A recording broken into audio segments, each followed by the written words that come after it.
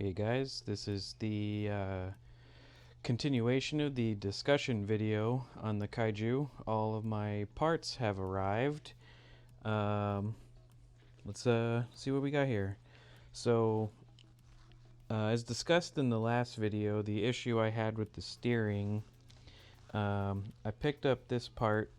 I have no real reason other than it's just tied to the system, and I think it could potentially help.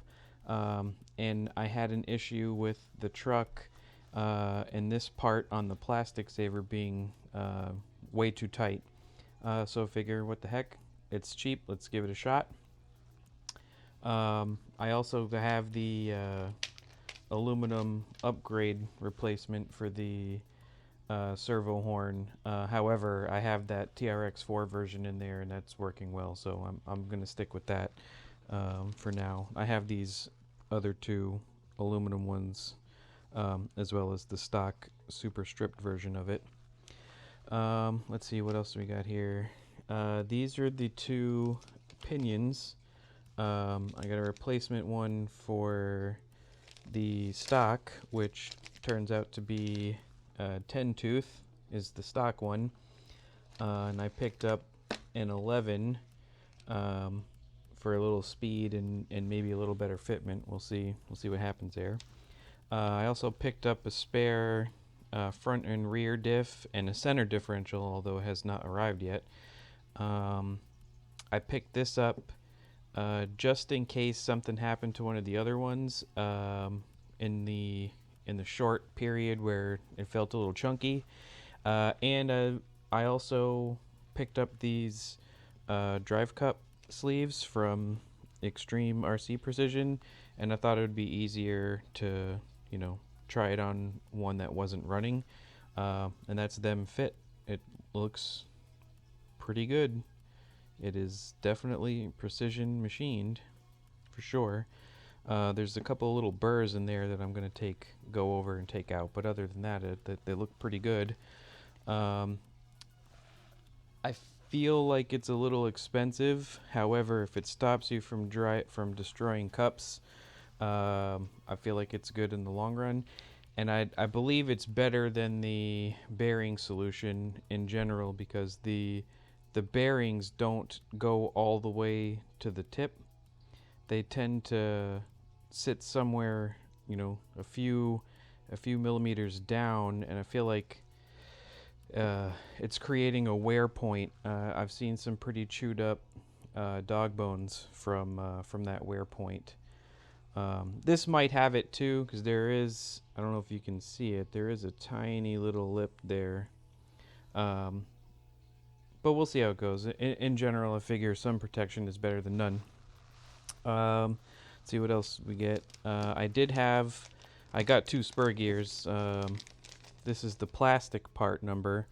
I have this one because at the time when I ordered these, the metal one, which is this one, wasn't in stock. And as typical fashion, as soon as I ordered the plastic one, I got a notification the metal one was in stock.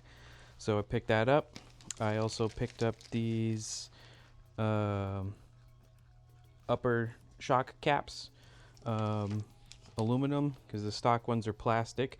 I don't have any particular issue with the stock ones. Oh man, it's really dark. I don't have any particular issue with the stock ones, other than that I've heard that they have a tendency to leak, and I do know that on occasion they break. So I picked those up as hopefully they won't break, hopefully they don't leak. Let's see. I also picked up a set of these because I know those are prone to break. And I got these as just because they were on sale. And they look like they're a little bit stronger than the replacement, or than the stock part for the linkages on the front steering linkages. I don't know if I'm ever going to use them, but they were very cheap. I think they were $2 for $2 a piece, so $4 for 4 arms. Just in case they happen to fit, it's always good to have some spares. And I also, here's the, this is the Power Hobbies fan, the dual fan mod that will likely go in there. I have another one. I have the single fan style, but I don't think I'm going to use that one. That one looks like people have had issues getting the, let me see if I can get to it. Yeah, here it is. People have had issues with this fan fitting around the can of the motor. I initially liked this fan better, and I liked the design a little bit better, to clamp on top instead of going around it. But the concern is that the gap to like span the motor is too wide, and people have to do all kinds of shenanigans to close it up so that it sits tight. I'm not really into that. I've seen this one where basically you just cut a little portion of this housing out and slip it around a little screw. I'm way more into that. I have an Arma Granite Voltage that I put a double fan on, and I had to do a lot of manipulation to get it to fit the motor, and then to get it to fit in the housing, and a couple of quick slices on this is definitely more my speed. And I also did some diff treatment where I packed the new diff with this grease. Like I mentioned in the other video, I don't have any particular reason I use this one other than the fact that I had this from my motorcycle days.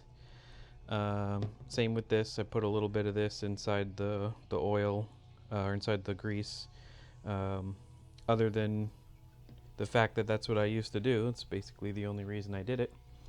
I will probably make individual clips of the installations of all of this this horde, and then we'll see how it goes from there. What I intend to probably make a video of each individual part installation, and then maybe in between, if it's performance related, like maybe the pinions or something like that, showing the difference before and after.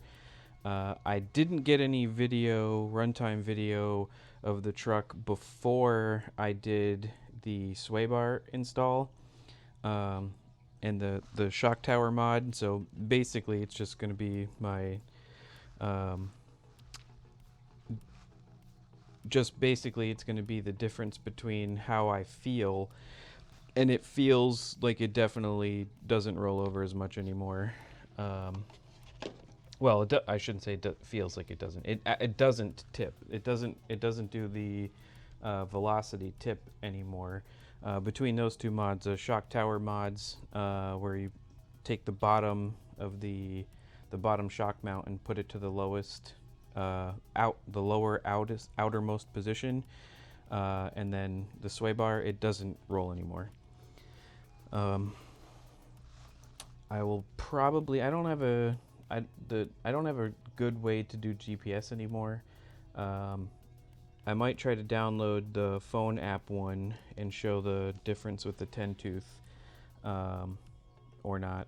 I'm not 100% sure, but I'll be putting the steel spur in, the servo horn, or the servo saver upgrade, and the shock caps for sure. Those will probably go on at the same time, and these will go on probably, actually, yeah, about the same time when I do this stuff. I'm probably going to wait to do the fan because it's cool right now. I'll probably wait till it gets a little warmer to do this. I might actually use this fan on the ESC. Like, it looks like it might fit. It's a pretty big fan. I also mentioned in my other video about the XT150s, so I have these here. I think I'm going to give it a try. I just placed an order for a Redcat shredder that I think might be able to utilize the two 4S Z battery, or the two 2S Z batteries I have. I think I'm going to probably test on that truck the XT150 connections between two 2S batteries. I'll probably make a specific video for that, between the soldering and the idea of how it's supposed to work. But other than that, I think that'll do it for this parts update. Alright guys, thanks for watching.